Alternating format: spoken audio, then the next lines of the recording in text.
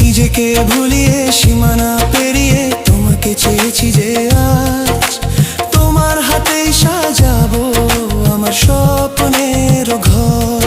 আমি তোমার প্রেমে পড়ে দুনিয়া ভুলে গেছি।